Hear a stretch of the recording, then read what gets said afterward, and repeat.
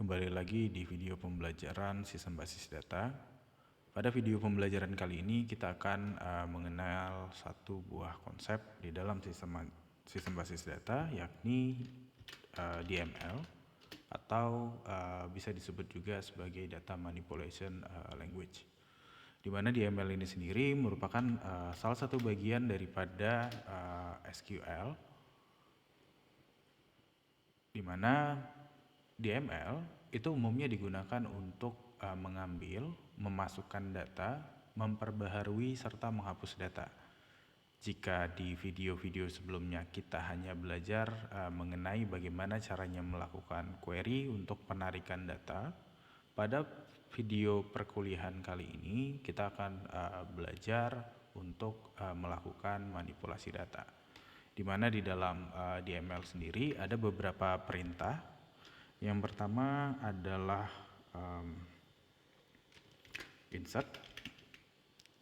Perintah ini akan digunakan untuk menambahkan data. Lalu kemudian ada update, di mana perintah update ini digunakan untuk mengupdate sebuah data pada tabel. Lalu kemudian ada perintah delete, di mana perintah delete ini digunakan untuk menghapus satu atau keseluruhan data. Nah, kita akan mulai untuk melakukan perintah insert, di mana untuk melakukan insert kita akan coba untuk mengujinya di tabel Office, di mana pertama sekali kita coba untuk menampilkan data yang ada di dalam tabel Office. Oke, saya akan lakukan query select bintang from Office. Oke, kemudian kita akan eksekusi kode programnya, dan di sini Office sendiri punya sekitar 7 buah row, di mana kita akan coba tambahkan satu, yakni kotanya adalah kota Medan, dan kita akan tambahkan state-nya adalah Sumatera Utara, kemudian country-nya adalah Indonesia. Nah, untuk menambahkan data di dalam sebuah DML, kalian perlu untuk menuliskan perintah, yakni insert into, kemudian kalian ikutin dengan nama tabelnya. Dimana untuk menambahkan nama tabel artinya kalian tinggal tuliskan insert into, kemudian tabelnya adalah tabel Office.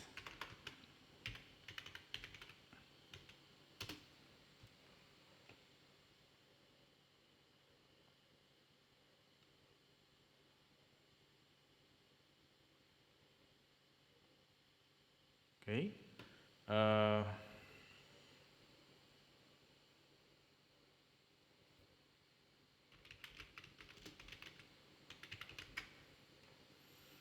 Oke, nah setelah kita sudah menentukan perintah insertnya, maka tahapan selanjutnya adalah kita akan menentukan kira-kira kolom apa saja yang akan kita masukkan datanya.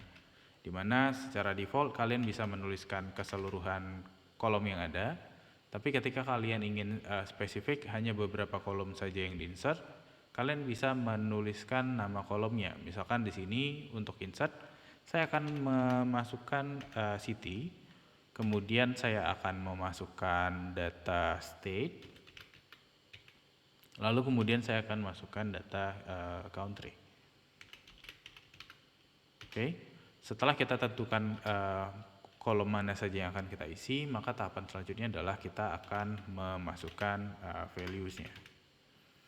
Di mana values-nya di sini saya akan masukkan city-nya adalah Medan. Lalu kemudian untuk state-nya adalah Sumatera Utara. Kemudian untuk negaranya saya akan gunakan Indonesia.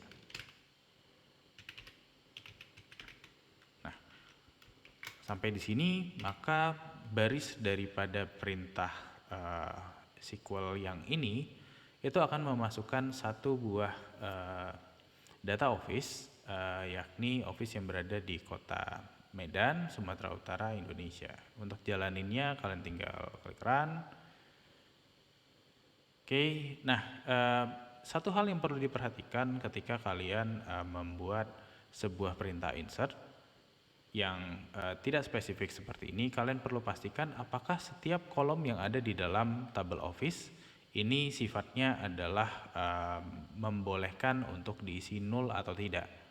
Ketika salah satu kolom itu tidak diperbolehkan null, maka kalian perlu untuk menyertakan kolom yang ada. Seperti di sini muncul error bahwa Office Code itu tidak memiliki default value, sehingga Office Code ini tidak boleh kosong. Oke, kita coba run, kemudian kita lihat Office Code itu ada 0, 1, 2, 3, 4 sampai dengan 7. Maka kita akan tambahkan di sini Office Code. Oke, kemudian kita akan isikan values-nya, di mana kalau terakhir 7 kita tambahkan aja 8 sebagai Office Code. Kemudian kita coba eksekusi kembali. Nah, di sini ternyata font itu juga wajib untuk diisi. Maka kalian akan tambahkan font. Oke, untuk font kalian silahkan isi. Di sini saya akan coba isi dengan strip saja. Lalu kemudian ternyata address line ini juga wajib diisi, maka ini kita akan isi address line.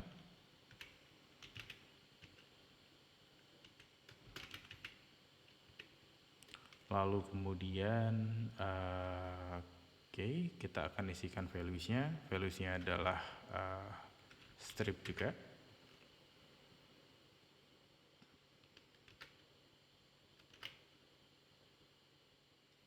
Kemudian kita akan coba untuk eksekusi, dan ternyata di sini postal code-nya juga perlu diisi. Jadi saya akan tambahkan di ujung adalah postal code. Kemudian di sini saya akan isi dengan strip juga.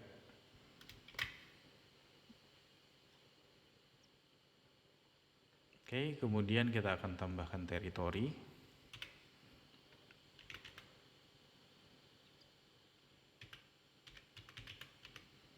Dan ini juga akan saya isikan dengan strip kosong seperti ini.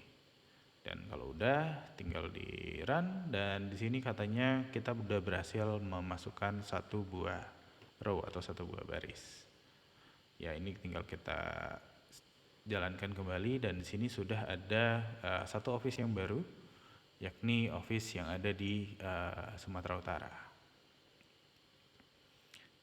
Nah, selanjutnya kita akan coba untuk membuat perintah update, di mana perintah update ini umumnya digunakan untuk melakukan perubahan terhadap baris tertentu atau keseluruhan baris dari setiap tabel yang ada. Misalkan contoh di sini saya mau merubah teritori yang sebelumnya strip yang ada di Office Code 8 di Kota Medan, ini saya mau gantikan isi teritorinya dengan NA. Maka untuk membuat perintah update-nya,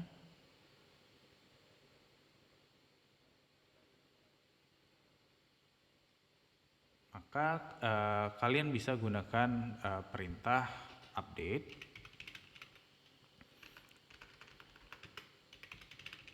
Oke, lalu kemudian disertakan dengan nama tabelnya. Tabelnya adalah Office.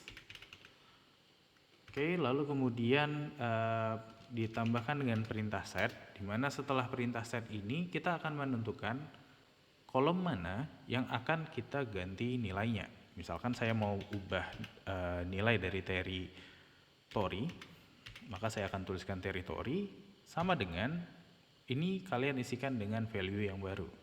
Misalkan di sini untuk teritori saya akan isikan dengan NA. Oke, nah ketika kalian menjalankan perintah update seperti ini, yang terjadi adalah seluruh teritori yang ada ini akan berubah menjadi NA. Untuk bisa melakukan perubahan satu atau beberapa baris data secara spesifik, kalian bisa menambahkan perintah where, kemudian disertai dengan kondisi pencarian daripada datanya.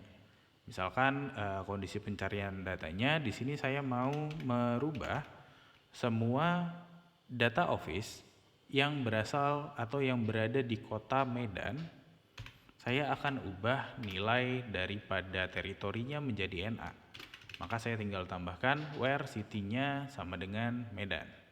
Dan ketika dieksekusi, hasilnya adalah satu baris, di mana kita akan coba cek kembali. Di sini, kota Medan itu teritorinya udah ada NA, sehingga dia akan ubah.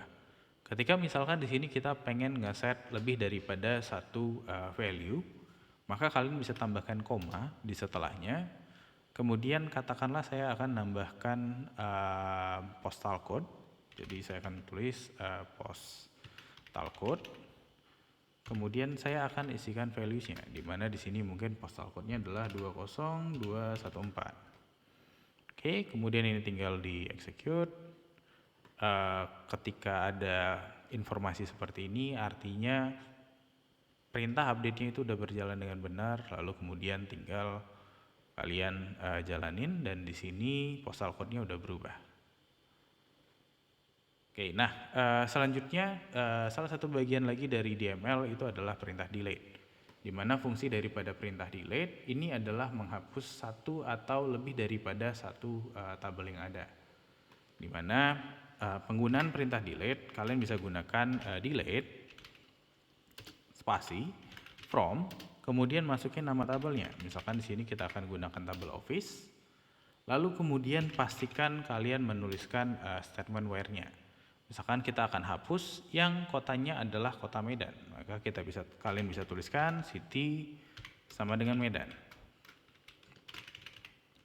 Oke, ketika kita melakukan perintah delete tanpa menuliskan kondisi row mana yang akan kita hapus, maka perintah delete ini akan menghapus seluruh baris yang ada di dalam tabel kita.